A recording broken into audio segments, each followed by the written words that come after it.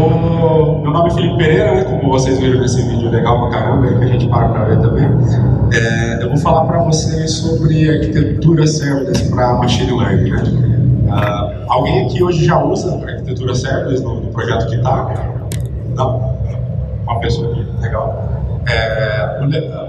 O legal de arquitetura serverless, né? E aí também um pouco da mentira no nome, digamos assim, que serverless, levado ao pé da letra, é sem servidor, né? Isso, obviamente, é uma mentira, né? Tem servidores rolando aí. A questão é sem servidor do ponto de vista de quem está usando, né?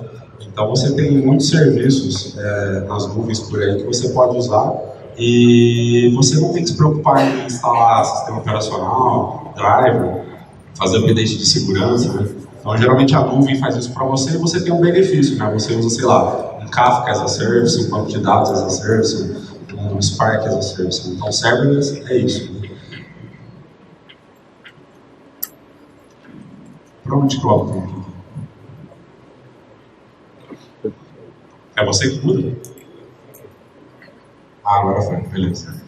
Aqui um pouquinho de mim, eu comecei minha carreira como professor, depois desenvolvedor, passei muitos anos como DBA, arquiteto de dados, e nos últimos anos, aí, um ano e meio, eu tenho atuado na área de Big Data como Machine Learning Engineer, que é um pezinho em Data Engineer e um pezinho em Data Scientist. Né? Ali tem as minhas redes sociais, aqui tem o GitHub, aqui na apresentação vai ter algumas partes que são código e provavelmente vai ficar ruim de ver, mas quem quiser ver mais em detalhe depois, pode acessar no GitHub, tá? E ver o código lá, baixar e fazer o que brincar na máquina, tá? Não precisa se preocupar com a apresentação também, que a organização vai disponibilizar para vocês, tá? Bom, a jornada, né? Por que eu escrevi a jornada? Eu não vou apresentar para vocês a arquitetura que a gente fez, o fim, né? Vocês vão saber, mas eu vou apresentar a jornada, né? As dúvidas. Para cada ponto da arquitetura, o que a gente avaliou, pró e contra, preços, né? Para vocês terem uma ideia também, tá? Esse case ele é baseado num projeto que a gente teve na Daitan. Então, como toda palestra baseada em case, a gente vai tentar falar o máximo possível sem falar demais, né? Então, sem expor o cliente, mas vou passar para vocês tudo que tem da parte técnica, né? Que é o que basicamente você poderia também fazer vendo o site da Amazon, tá? Só para dar um pouco de contexto também, que jornada que é essa? Essa aqui a gente vai montar uma arquitetura serverless para machine learning de um cliente que é uma fintech. Essa fintech presta serviço para bancos. Então, os bancos mandam informação para ela e ela define a probabilidade de um usuário estar cometendo lavagem de dinheiro ou não, tá? Esse é o contexto nosso. Outro contexto, o cliente usa a Amazon, então essa palestra é mais focada em Amazon. E o processo ia começar como batch, mas precisaria ter a flexibilidade de, se no dia seguinte o cliente quisesse mudar o processamento para streaming, a mesma arquitetura teria que aguentar, tá? Então essas são as constraints que a gente tem nesse contexto, nesse projeto. Bom, aqui uma super simplificada arquitetura do sistema geral. Ali a gente tem o cliente final do banco, né? Nós, os usuários de banking online e tal. Quando você faz uma transação, isso é mandado para essa fintech e no sistema dessa fintech existem vários serviços que processam essa transação, sendo um deles o serviço de machine learning, tá? E aqui dentro o modelo de machine learning, né, que é parte do serviço de machine learning. Tem mais coisas aqui dentro, mas eu resolvi evidenciar isso aqui, porque quando a gente começa a aprender Data Science, geralmente a gente começa com o Jupyter Notebook, aprende a fitar um modelo, né? E, gente, Data Science e Machine Learning não é só fitar modelo no Jupyter Notebook, tá? Então, precisa, óbvio, é o coração de muitas soluções, mas tem muito mais coisas envolvidas ao redor disso, né? E, geralmente, quem cuida dessas coisas ao redor é o engenheiro de dados ou o Machine Learning Engineer, né? Então, geralmente, nas empresas, o cientista foca mais no modelo. Se a empresa for pequena, às vezes o cara tem que fazer o resto também, mas em empresas maiores, o cientista foca no modelo e o engenheiro de dados foca na construção do serviço para construir o modelo, tá? Bom, de maneira geral, como que funciona o serviço de Machine Learning, né? Expandindo aquela caixinha lá. A gente tem uma interface de entrada de dados, por onde a gente vai receber o dado. Esse dado vai passar por um controle de fluxo, né, um workflow, e depois vai ter a execução da predição. A gente vai pegar o resultado da predição e vai retornar. É simples assim, tá? Que ferramentas que a gente avaliou para cada um desses casos? Essas aqui, tá? Então a gente vai passar por todas essas ferramentas e avaliar o que a gente encontrou em cada um desses passos aí. Na entrada de dados, a gente testou o API Gateway, que é uma interface REST, né? E a fila, o SNS SQS. São ferramentas da Amazon. Quem faz por fora pode subir uma API na mão, pode subir uma fila na mão, né? O conceito é o mesmo, tá? API Gateway. Como é que o API Gateway funciona? Ele é esse cara aqui, o laranjinha. Ele recebe chamadas REST, que podem vir de qualquer tipo de dispositivo ou qualquer tipo de sistema. Depois que ele recebe, ele tem alguns itens internos aqui, como um cache e o log do CloudWatch, mas ele vai passar essa requisição para outros serviços da Amazon, tá? E aqui tem alguns exemplos de serviços que recebem essa requisição. O interessante para a arquitetura serverless é um outro conceito, né, além da facilidade de você não precisar gerenciar um servidor, é você ter uma arquitetura que, a princípio, não existe, né? Ela está dormindo. Quando chega um evento, ela sobe, responde ao evento e desce. Então você paga só pelo tempo de execução daquele evento. Então fica muito mais barato do que ter uma máquina rodando 24 horas por dia, né? E aqui tem um aspecto interessante do API Gateway, que o API Gateway fica em pé, porque ele precisa estar em pé para receber requisições, né? Mas ele é barato. E ele recebendo ele passa para o próximo, né? Ele acorda o próximo serviço, tá? E a partir daí começa a nossa cadeia de eventos. Aqui o exemplo do como criar o API Gateway. É bem simples, tudo na Amazon você pode fazer via interface gráfica no console, ou pode fazer via CLI, tá? Aí fica a cargo de cada time. Aqui basicamente você escolhe algumas configurações e ele te dá um código de exemplo. Você depois pode modificar o exemplo ou inserir o seu próprio código, né? Uma outra boa prática para a parte do código da API é usar o Swagger, que já documenta a API para você também, com os métodos dela, tá? Então o programinha fica a dica. Então, aquele é o API Gateway. Na questão da fila, alguém aqui usa fila, Kafka, alguma coisa assim? Mais gente do que o legal, bastante gente. Na Amazon, a Amazon acho que agora lançou o Kafka as a Service, faz uns 2 meses, mas até então só tinha esses 2 serviços aqui, tá? Então, a união desses 2 trabalha como se fosse o Kafka. Você tem o SNS, que é o ponto de entrada, é um endpoint que fica exposto para receber as mensagens, só que ele é um broadcast, ele recebe e faz o broadcast, né? E você põe um SQS para ler desse SNS, ele fica ouvindo. Então, você jogou a mensagem no SNS, ele faz o broadcast para os tópicos, né? Pode ter mais de uma fila aqui embaixo, mais de um consumer, e aí o consumer é a fila em si, e aqui entra na fila e depois é processado de acordo com a sua lógica, de acordo com o seu sistema. A criação do SNS é bem simples, porque ele não tem nenhuma... Ele é um broadcast ali, então você dá um nome para o tópico e depois você pode colocar os consumers nesse tópico, tá? No caso aqui só tem um consumer, mas poderia ter outros, né? Então imagina que chega uma informação aqui e uma vem para o sistema de machine learning, outra vai para a persistência no banco de dados e por aí vai, né? De acordo com o seu sistema. No SQS tem um pouquinho mais de configurações, eu não coloquei todas, coloquei as principais aqui, tá? Então você tem a visibilidade, timeout, mas a principal delas é a gente saber desse threshold aqui, né? O tamanho máximo do payload do evento que cai na fila, ele é de 256 KB, tá? Então é bem pequeno. Então cada mensagem ela é pequena.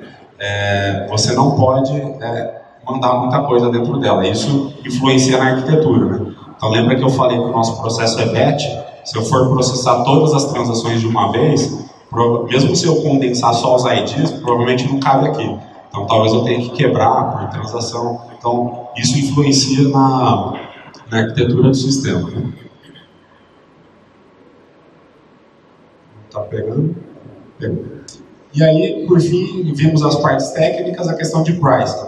A Pay Gateway, ele tem um free tier durante 12 meses de 1 milhão de API calls, tá?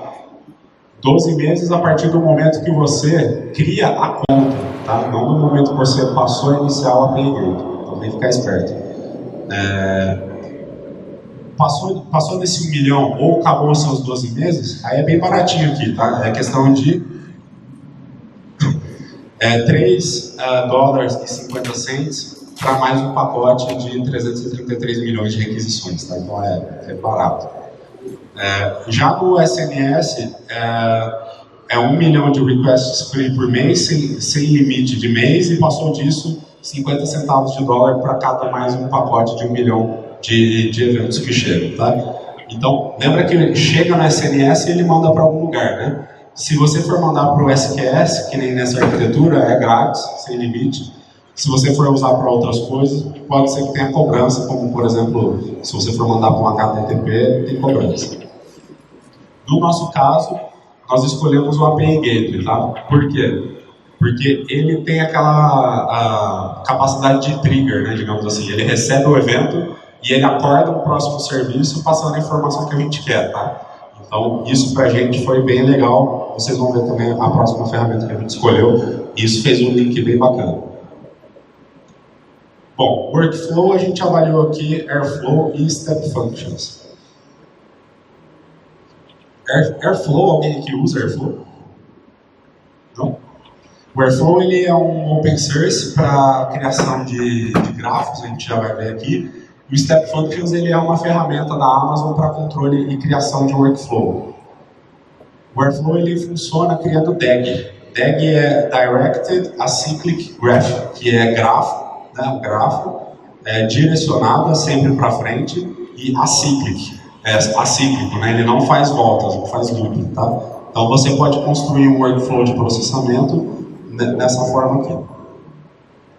Ele é bem fácil, ele é feito em Python. Isso aqui é o código do próprio Airflow.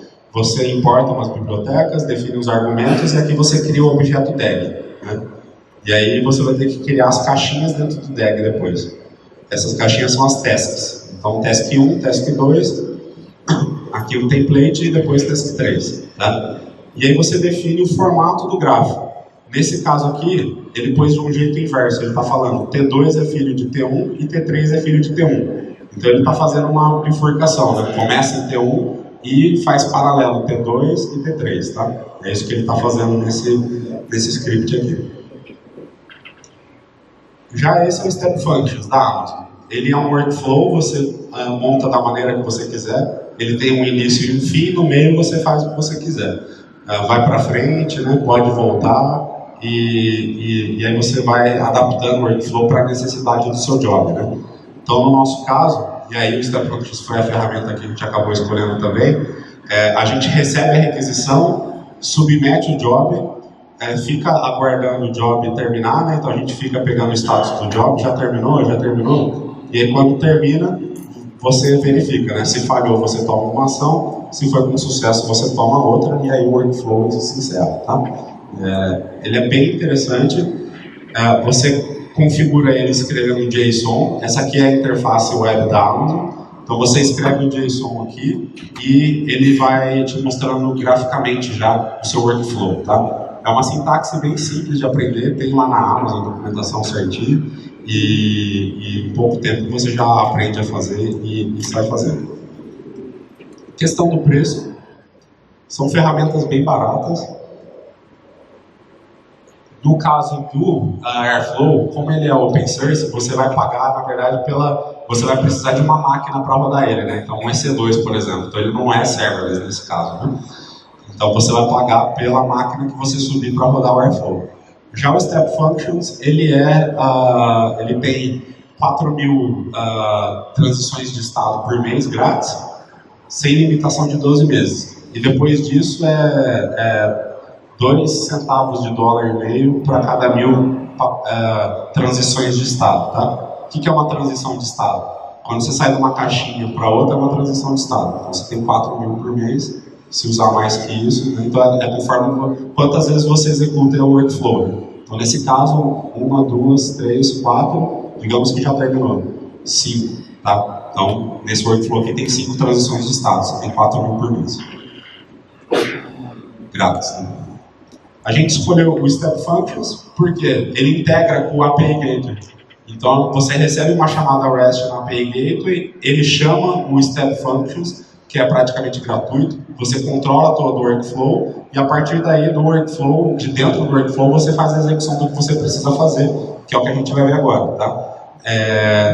Essas ferramentas até agora elas são relativamente baratas, porque elas basicamente não fazem muita coisa, né? Quem vai fazer agora, no nosso caso, é as próximas ferramentas aqui, né, de processamento, que a gente avaliou a utilização do Lambda em Python, o Scikit-learn, o EMR, que é o Hadoop Spark as a Service na Amazon, e o SageMaker, que é a plataforma completa de Machine Learning na Amazon, tá? Tem alguém aqui usando o SageMaker? Não? Ele é bem caro. Bom, Lambda. Por que Lambda com Scikit-learn? Né? Scikit-learn é onde a maior parte das pessoas aprende e faz algoritmos de machine learning. Tá? Tem muita biblioteca disponível e, no caso da escolha do Lambda, porque ele foi, acho que, uma das primeiras ferramentas. Ele é Function as a Service, né? Então ele é acima de serverless. Né? Então você escreve um código e você executa esse código sem saber nada por baixo do que está acontecendo. Ou não que não saiba, mas não precisa se preocupar com isso. Então, aqui tem um exemplo de um pipeline. Então, a gente tem aqui as variáveis, né, do treinamento, alguns transformers de dados, o classificador, que é uma regressão logística, e o pipeline, que junta a transformação dos dados com o classificador, num objeto só chamado pipeline. Aí faz o fit, né, que é treinar o modelo, e salva isso num binário. Né? Então, aqui está bem simplificado, que é o trabalho, basicamente, de um cientista de dados. Ele vai criar as features do modelo, vai escolher o melhor modelo, quando ele estiver feliz com isso, ele vai salvar isso no binário para poder reutilizar. Onde? Em uma função de predição. Aqui, nesse primeiro quadrado, seria no Python normal, sem ser no Lambda. Então, estou definindo uma função chamada MakePrediction, que recebe os dados, né? Então estou recebendo as transações dos usuários. E aí você faz o load do binário do modelo e dá um predict passando as variáveis. Né? Então passei as transações, os dados das transações, e ele me retorna. Isso é lavagem de dinheiro ou não, né? Na verdade ele retorna a probabilidade disso ser uma lavagem de dinheiro ou não. E aqui no Lambda, né? O Lambda é bem fácil de fazer. Então, dado que você montou esse pacote aqui já, você consegue disponibilizar isso lá no ambiente do Lambda, com uma biblioteca separada, e aqui você só chama, né? Então você recebe um evento, que vem lá do API Gateway, esse evento vai ser um JSON, dentro dele vai ter o data, que é o payload, que é onde vai estar o que o seu sistema está mandando. Você faz o load do modelo, e aqui, na verdade, o nome da variável aqui devia ser pipeline, não model, tá? Ele vai pipeline.predict do X, né? O X é o payload que veio lá do evento. E aí você tem a predição, a probabilidade de ser lavagem de dinheiro, e você retorna isso para o API Gateway, tá? Então, é uma forma de fazer aqui. O Scikit-learn, ele é muito interessante, todo mundo aprende a usar, mas muitas pessoas usam o Spark, por quê? Porque o Spark tem um processamento paralelo. Então, quando você tem Big Data de verdade, dificilmente você vai conseguir fazer com o Scikit-learn, porque ele é mais single-threaded, assim. E aí muitas empresas caem nessa de você começa a estudar o problema usando um Jupyter Notebook, um Scikit-learn, mas para pôr em produção tem que ser o Spark.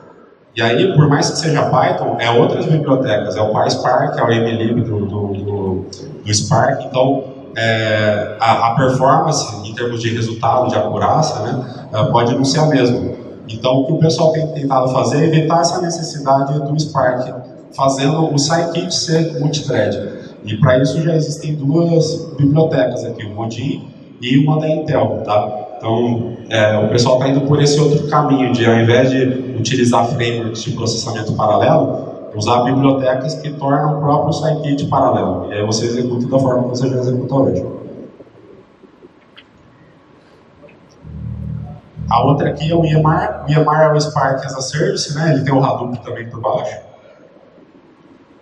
Então, no nosso caso aqui, de maneira simplificada, o nosso microserviço de Machine Learning receberia uma requisição pelo API Gateway com as transações, passaria para o Step Functions, que faria aquele workflow, e o Lambda acordaria o Spark, que está dormindo, né? Então, o Lambda é um Function as a Service, e quando cai a mensagem dele, ele sobe, ele acorda o Spark, que também não estava em pé, o Spark processa, devolve o resultado, e aí você faz o caminho de volta, tá? Então, essa é uma coisa bacana também da arquitetura serverless, né? Tirando o API Gateway, todo o resto aqui fica dormindo e só acorda quando uma requisição chega, tá? Inclusive o Spark, ele tem, o EMR no caso, né? Ele tem o modo batch. Você manda informação e ele automaticamente executa a operação e já desliga depois. Você não precisa você desligar o cluster.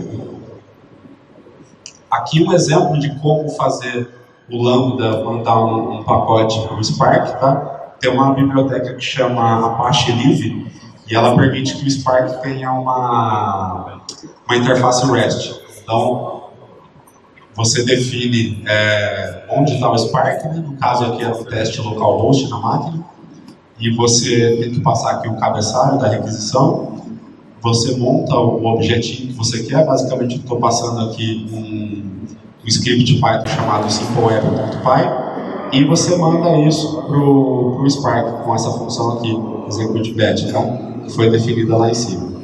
Execute batch, recebe a URL e faz o get lá para o Spark. Tá? O Spark vai ter o endereço e você manda para ele. Então, com essa chamada, com essa interface REST no Spark, você consegue fazer essa arquitetura conversar aqui, tanto para mandar o job, quanto para depois pegar os resultados, se for o caso. SageMaker. O SageMaker ele é uma plataforma completa da Amazon para Machine Learning. Aqui no verdinho são ferramentas para análise e exploração dos dados. Depois aqui no roxinho, azul, prata, dourado, de acordo com cada um aí, para treinar o modelo. E uma vez que você está feliz com o seu modelo, você também tem na mesma ferramenta o deploy do modelo, tá? Essa parte, o verde e o azul, é feito usando o Jupyter Notebook lá na Amazon. Ele disponibiliza um Jupyter Notebook, você treina, você explora os dados. Quando você manda treinar um modelo, ele sobe uma instância paralela para processar, né? Porque muitas vezes é Big Data. E depois você faz o deploy com uma ferramenta à parte, dentro do SageMaker, tá? Então aqui um exemplo, esse Jupyter Notebook está rodando na interface da Amazon, você faz o processamento que você precisa e quando você manda treinar o modelo, ele te dá uma mensagem aqui dizendo que ele vai subir uma máquina em paralelo ali para processar. Depois, dentro do próprio SageMaker, você tem a parte de endpoints, que você pode falar, olha, pega aquele modelo que eu treinei e disponibiliza um endpoint para mim. E aí você pode chamar esse endpoint para pedir as predictions, né? Igual a gente fez com o Lambda com o scikit naquele primeiro momento. Aí tudo isso bem legal, mas tem a questão do preço, né? Então ficou assim.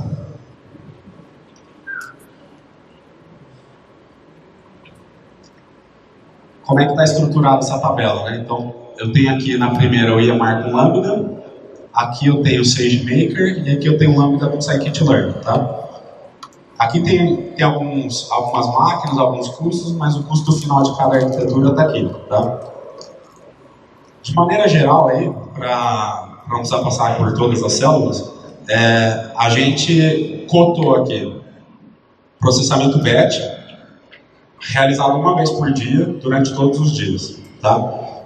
Então, por isso que ele usa pouco durante, por exemplo, aqui, ó, predict do Lambda aqui, vai usar 1 hora por dia. Né? Mesma coisa aqui em cima, tá? Qual o maior problema aqui do SageMaker, né? É 24 horas que ele fica em pé. Por quê? Aquele endpoint, esse endpoint aqui, você não pode usar ele só quando você quer. Ele fica em pé o tempo inteiro. Então você cria, ele fica em pé. não dá para dar stop, só dá para dar delete nele, só dá para dropar. Então, ou você tem ou você não tem. E se você tem, ele fica em pé o dia inteiro. Tá? A Amazon tem o SageMaker no modo batch, mas aí ele tem algumas restrições. Todos os dados que você vai usar precisam estar no S3, aí ele consome, depois ele cospe o resultado no S3 e aí ele se desliga. Esse é o modo batch do SageMaker, que aí ele existe, mas no nosso caso a gente não queria usar isso. Tá? Então a gente também cotou máquinas, preço de máquinas parecidas aqui, em 3 ambientes. Né? Ambiente de desenvolvimento, onde o cientista de dados vai desenvolver o seu modelo, treinamento, onde vai ser treinado, e predição, que é quando vai para a produção. Né? Então, colocando tudo em perspectiva aqui, o SageMaker ficou bem mais caro, né? Mas principalmente por conta do predict ter que ficar em pé o tempo todo. Tá?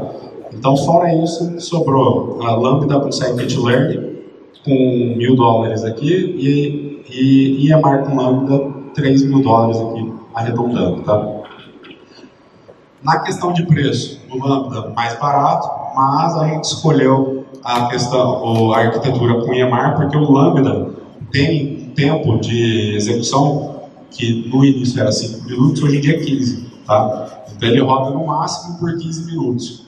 Então se sua predição demora mais do que isso, né, que eu falei, a gente vai começar com batch.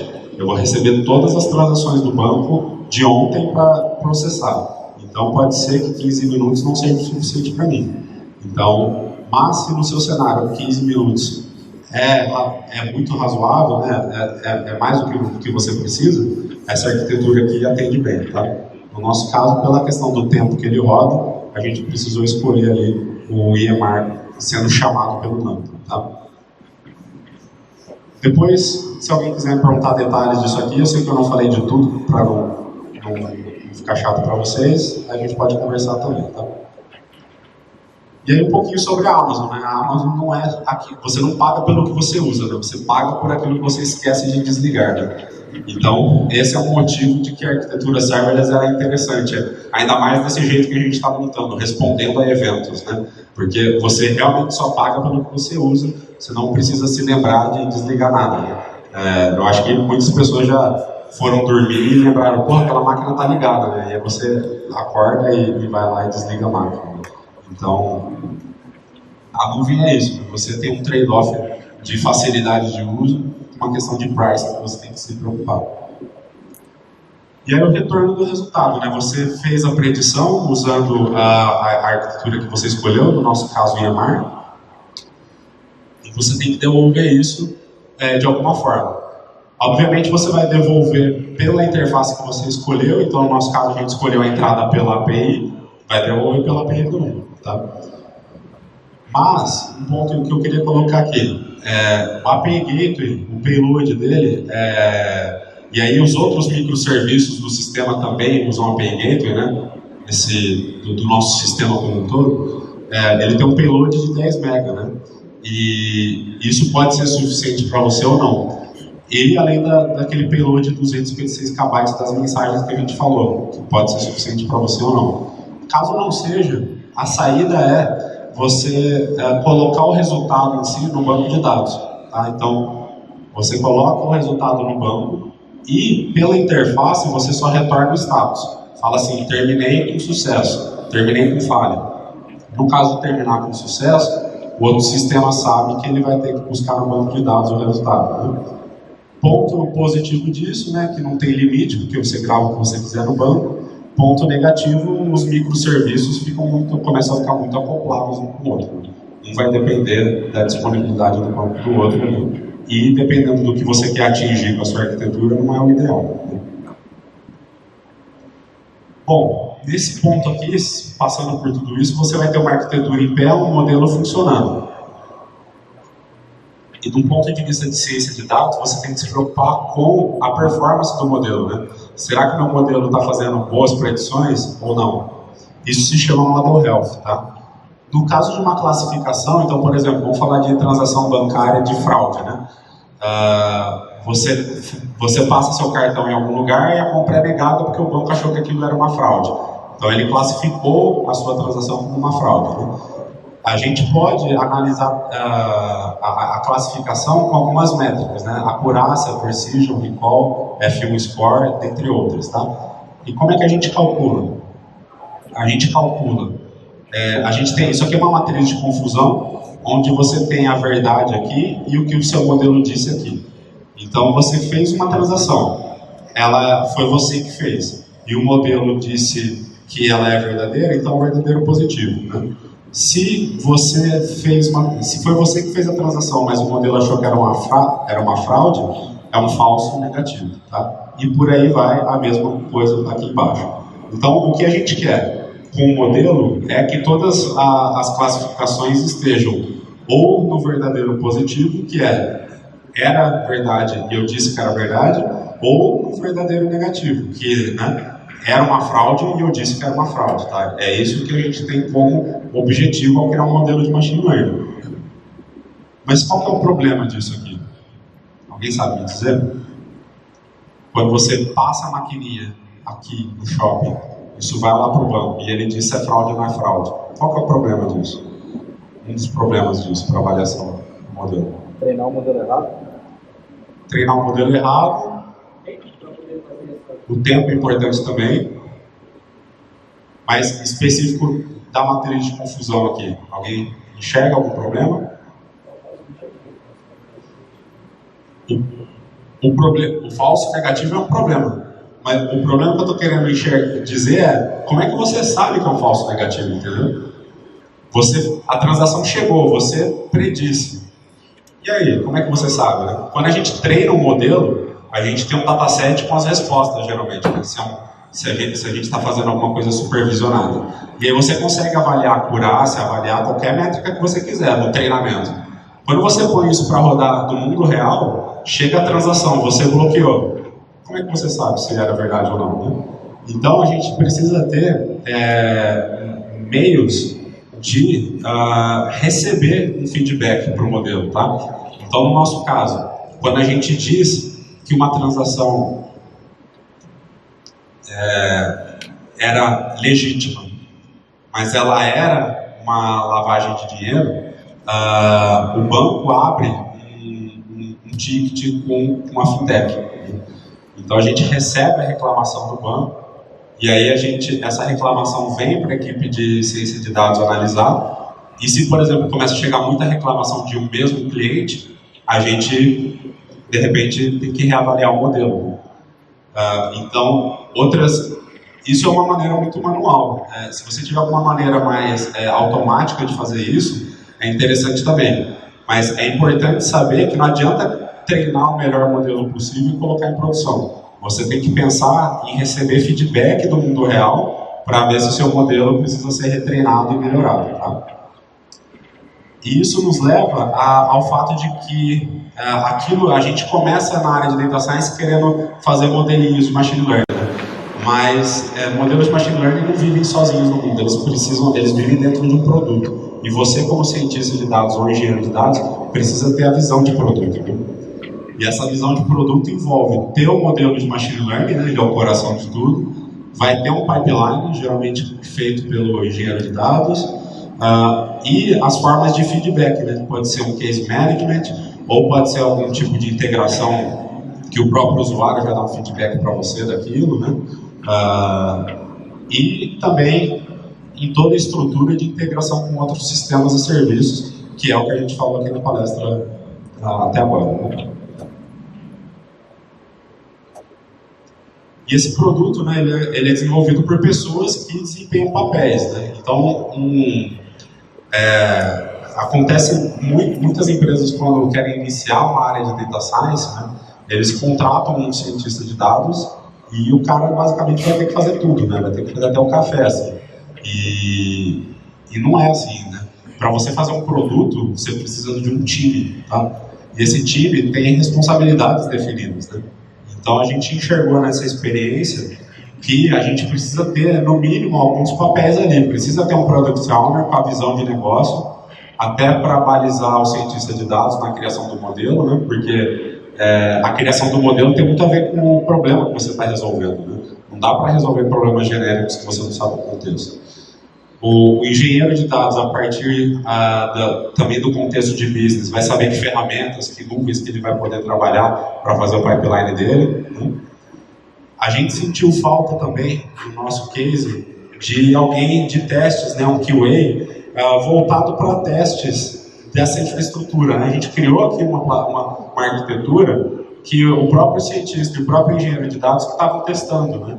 Mas eu queria deixar essa dica também para profissionais da área de teste se especializarem nisso também, né? De repente é uma área nova que pode crescer. Você testar, porque a gente precisa testar, precisa saber se cada ponto daquela arquitetura que eu desenhei aqui está funcionando, fazer teste de carga, né? Ajudar a fazer teste de carga, ajudar na questão da acurácia do modelo, né? Então o QA pode ficar mandando exemplos verdadeiros e ver o resultado, exemplos falsos, né? E testar algumas coisas nesse sentido, né? E por fim, depois que você fizer tudo, geralmente vai ter que ter alguém de DevOps aí te ajudando a colocar em produção. No nosso caso, a gente tem ambientes bem apartados. Assim, a gente tem um ambiente de desenvolvimento, onde a gente tem bastante liberdade, e um ambiente de produção, onde a gente não tem muita liberdade. Quem faz essa ponte é a equipe de DevOps. Tá? Então, tudo isso precisa ser conversado desde o início, né? Porque, principalmente no caso da Amazon tem muitas ferramentas que ajudam o deploy. O SAM, né, que é o Serverless Application, alguém lembra o que é o N? Não lembro agora, mas chama SAM. São ferramentas da Amazon para você fazer deploy em arquitetura serverless, tá? Então, se você fizer tudo isso que a gente fez e só no fim chegar para a área de DevOps e falar põe em produção, os caras vão querer bater em você, né? Então é legal desde o início já estar combinado como que vai ser desenvolvido, né? Como que vai ser feito o deploy, e aí o projeto roda em cima dessas coisas que já foram acertadas antes, né? Bom, algumas considerações finais, né, que quando a gente trata de nuvem,